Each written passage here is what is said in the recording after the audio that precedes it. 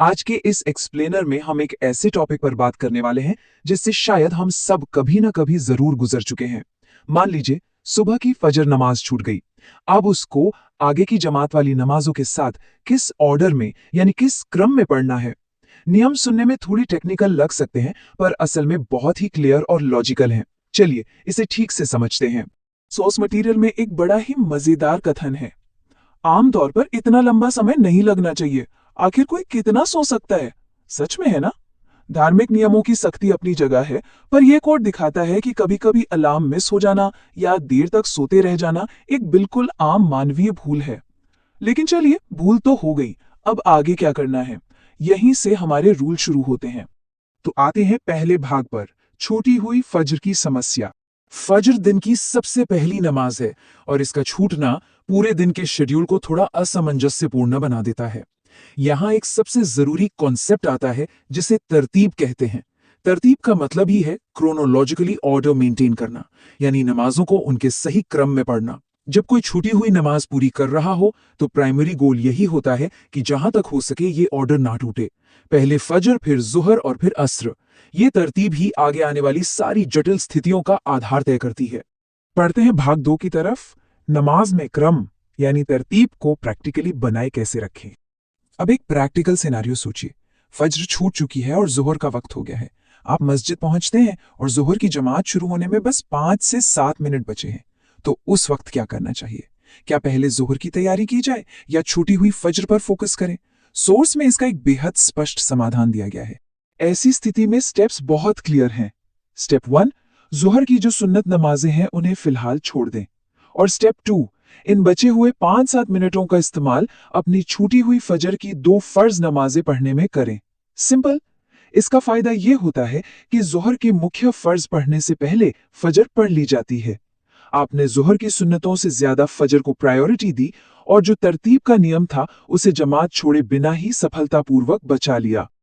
अब आते हैं भाग 3 पर, जुहर की जमात का समय। लेकिन देखिए, हर बार सिचुएशन इतनी आसान थोड़ी होती है।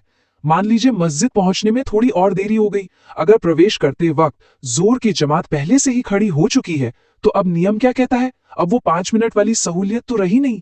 यहाँ जमात की तात्कालिकता और फजर के क्रम के बीच चुनाव करना है और प्रायोरिटी बिल्कुल बदल जाती है।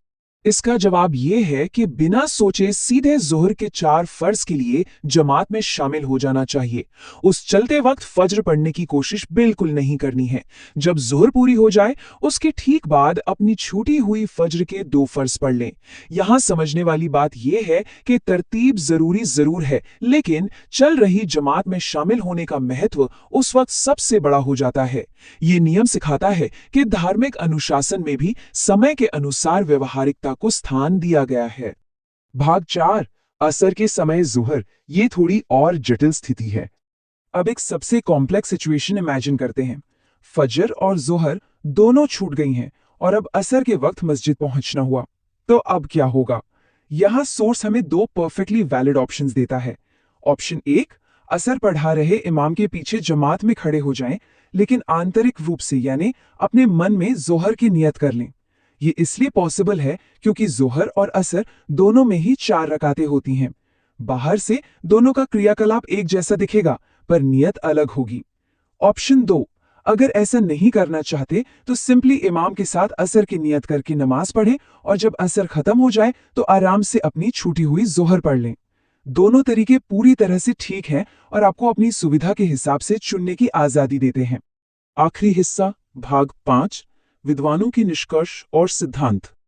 अब आप सोच रहे होंगे, एक ही सिचुएशन के लिए 2 अलग ऑप्शंस क्यों थे? इसके पीछे धार्मिक कानून का एक खूबसूरत सिद्धांत काम कर रहा है। सोर्स मटेरियल इस प्रॉब्लम को एक इज्तिहादी मसला कहता है।